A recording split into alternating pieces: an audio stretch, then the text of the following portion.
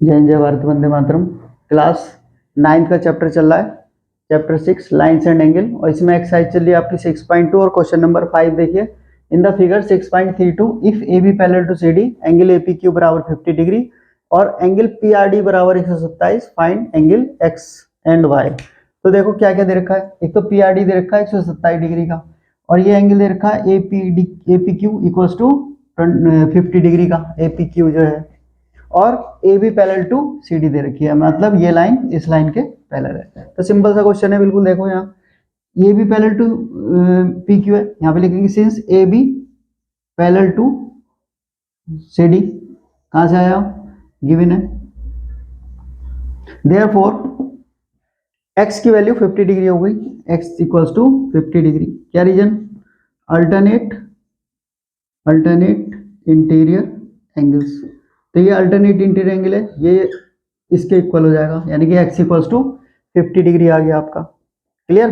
चलिए अब यहाँ देखो, and angle A P R equals to angle P R D हो जाएगा, पी आर डी। और ये भी क्या है, अल्टरनेट इंटीरियर एंगल्स है। ठीक है, देखो ये एंगल और ये एंगल, तो ये इसके इक्वल हो गया यहां से यहां तक का। ये क्या है, अल्टरनेट इंटीरियर एंगल। तो ए पी आर को ब्रेक कर दो, इसे लिख सकते हैं y प्लस 50 डिग्री, और ये आपको पता ही है 127 डिग्री दे रखा है पूरा। ठीक है, तो y की वैल्यू कितनी हो गई, y की वैल्यू हो गई 127 डिग्री माइनस 50 डिग्री। तो कितना बचा, 7 का 7, 12 में 5 गया 7, 77 डिग्री आ गया। तो y की वैल्यू कितनी हो गई, 77 डिग्री। इजी से क्वेश्चन था। x की वैल्यू भी आपकी 50 डिग्री हो गई। ठीक है, दोनों एंगल आपके निकल गए। नेक्स्ट क्वेश्चन देखिए, एक्सरसाइज चल रही है आपकी 6.2, क्वेश्चन नंबर 6 देखिए, लास्ट क्वेश्चन है इस एक्सरसाइज का। क्वेश्चन में बोला है in figure 6.33 P Q and R S are two mirror placed parallel to each other. An incident ray AB strike the mirror PQ at point B. The reflected ray moves along the path BC and strike the mirror RS at point C. Again reflect back along CD. Then prove that AB parallel to CD. तो देखो question में क्या बोला उसने। तो ये आपके दो मिरर हैं, एक तो PQ और एक RS है, और दोनों कैसे हैं, पैरेलल है। ठीक है, एक रे है आपकी AB, ये इंसिडेंट रे है, पॉइंट B पर इंसिडेंट होती है, यानी कि पॉइंट B पे स्ट्राइक करती है मिरर PQ को, और रिफ्लेक्ट होती है BC डायरेक्शन में। अब ये BC जो होती है इसके लिए इंसिडेंट रे का काम करेगी, और ये CD डायरेक्शन में रिफ्लेक्ट हो जाती है। तो आपको प्रूफ करना है कि A B parallel to C D. ठीक है, तो सबसे पहले गिवन लिखेंगे। गिवन क्या है, गिवन में P Q parallel to R S दे रखा उसने। A B is the incident ray, A B is the incident रे,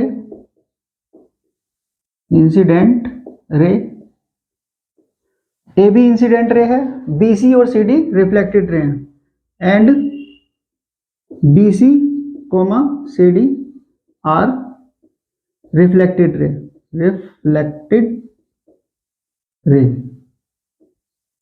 ठीक है। चलिए, तो ये आपको गिवन है। टू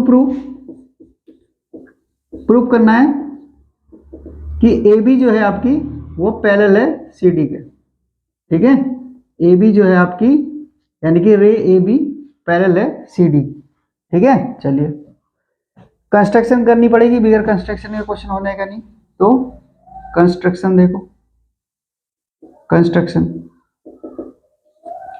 तो एक नॉर्मल डाल दो पॉइंट बी से, ये पॉइंट नॉर्मल डाल दिया बी एन, और एक नॉर्मल एन डैश डाल दिया। ठीक है, तो बी एन और सी एन डैश आपके नॉर्मल हो गए। तो क्या लिखेंगे, draw B N perpendicular to P Q और C N dash perpendicular to R S. ठीक है, चलिए प्रूफ देखो, प्रूफ कंस्ट्रक्शन के बाद प्रूफ करते हैं। तो प्रूफ ऊपर ही लिख लो, प्रूफ देखो जरा। तो आपका देखो यहाँ पे P Q parallel to R S given है, ये दोनों मिरर हैं, A B is the incident ray, B C is the reflected ray. तो देखिए जरा, तो A B is the incident and BC is the reflected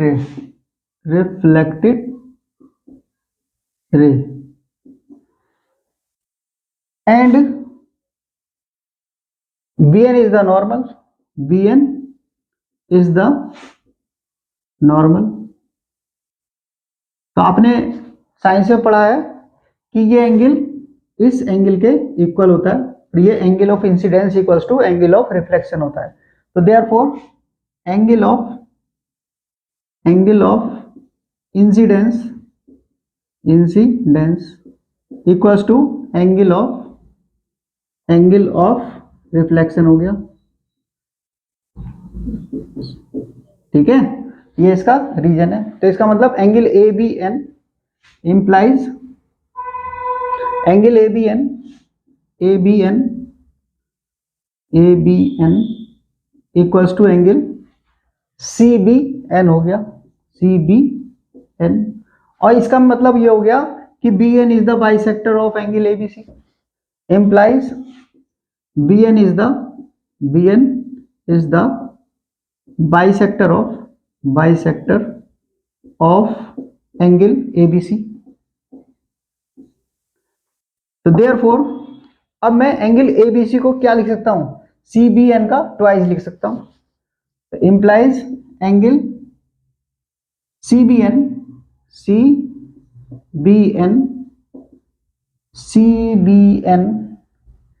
गलत, angle ABC equals to twice of angle CBN लिख सकते हैं, CBN।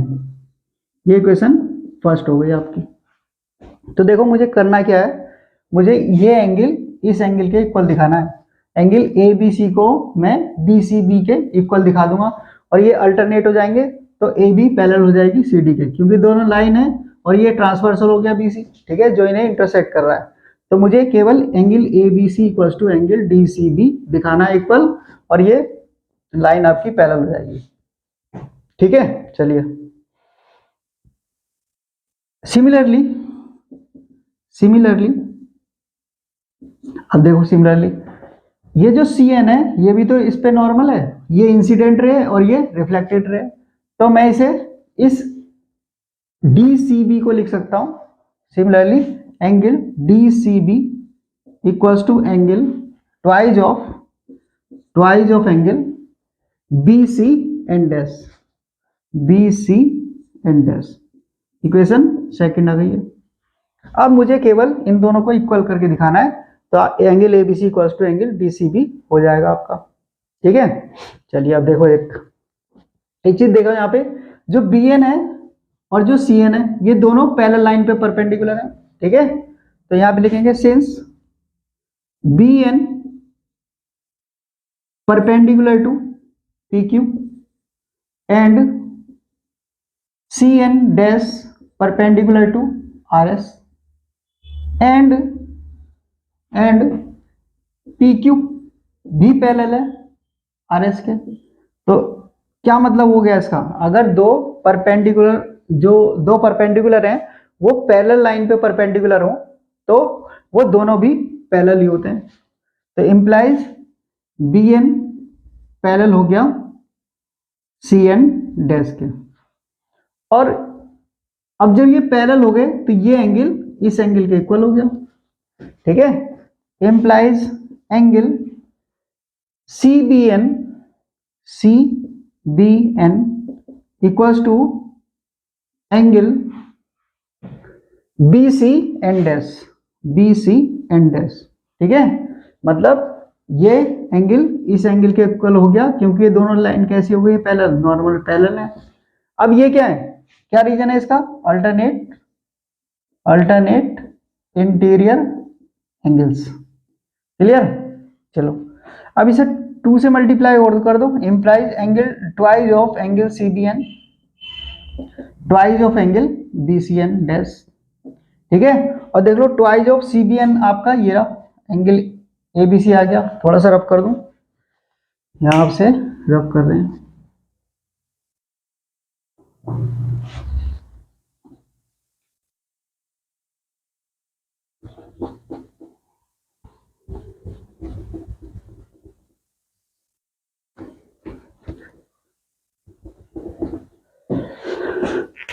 तो